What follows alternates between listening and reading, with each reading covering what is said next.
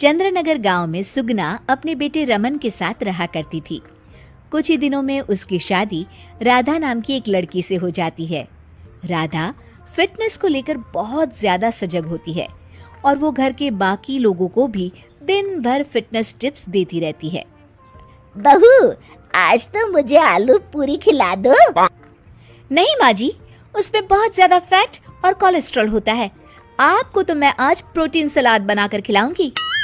कुछ दिनों तक तो सब ठीक लगता है, मगर धीरे धीरे सुगना और रमन दोनों ही राधा की इस आदत से परेशान होने लगते हैं।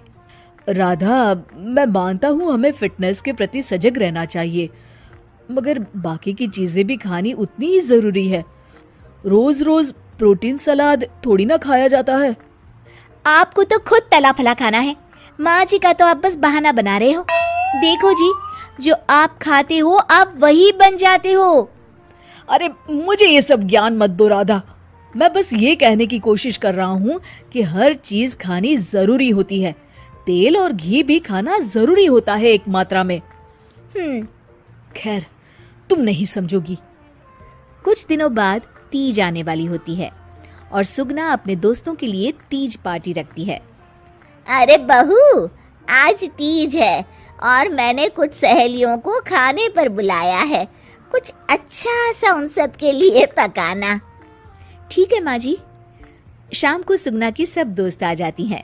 सुगना सबको अपनी बहू से मिलवाती है। अरे वाह सुगना, तुम्हारी बहू तो बहुत ही खूबसूरत है। सिर्फ खूबसूरत ही है या गुनी भी? अरे नहीं नहीं, मेरी बहू बहुत ही संस्कारी है। घर का सारा काम भी खुद करती है। थोड़ी देर सब गप्पे मारते रहते हैं।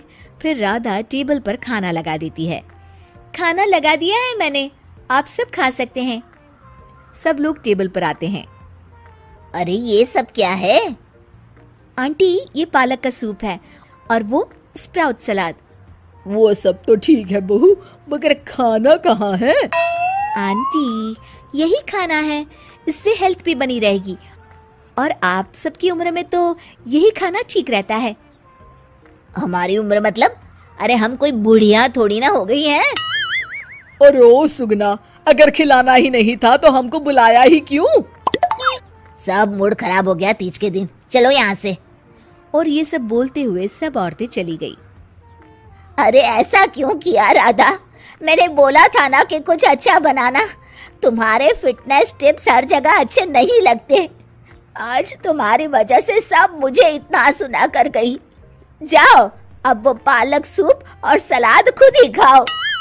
उधर रमन भी राधा की इस आदत से बहुत परेशान हो जाता है, क्योंकि वो रोज उसके टिफिन में कोई ना कोई सलाद बनाकर देती और दाल देती।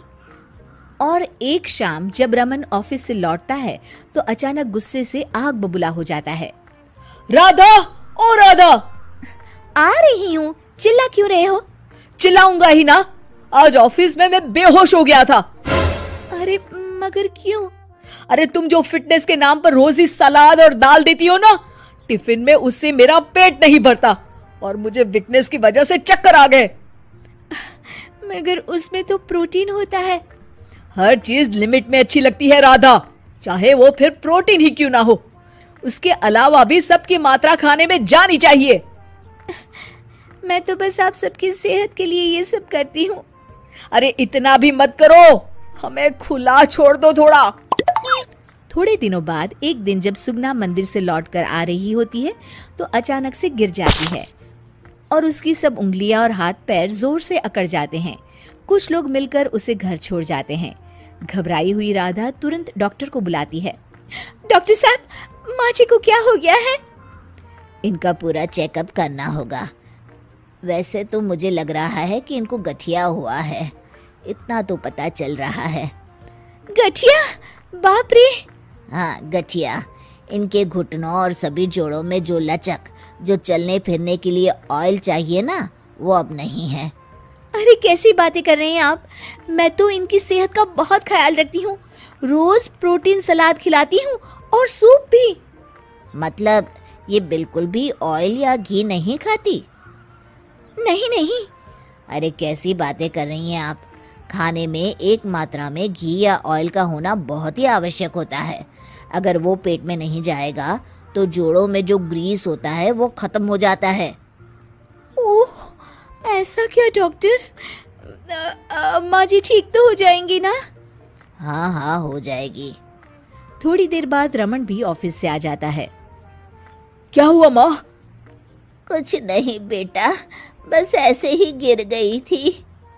ये सब मेरी गलती की वजह से हो रहा है, मुझे माफ कर दीजिए आप दोनों। राधा रमन को सब कुछ बताती है। I am sorry Raman. अति हर चीज की बुरी होती है राधा, इसलिए मैं तुमको बार बार बोला करता था। तुम्हारी फिटनेस के प्रति जागरूकता अच्छी लगती है, लेकिन शरीर में हर तरह की प्रोटीन जाना भी जरूरी है। जी, आप बिल्कुल सही कह रहे हैं, मुझे माफ कर दीजिए। मैं अपने हाई क्लास फ्रेंड के दिखावे और बहकावे में आ गई थी। मैं दोबारा ऐसा कभी नहीं करूंगी और माँ जी का ख्याल डाइट चार्ट के मुताबिक ही रखूंगी। ये हुई ना बात। अब मेरे लिए आज अपने हाथों से देशी घी के गर्मा गर्म आलू के पराठे बना दो, तो ही मैं माफ करूंगा तुम्हें।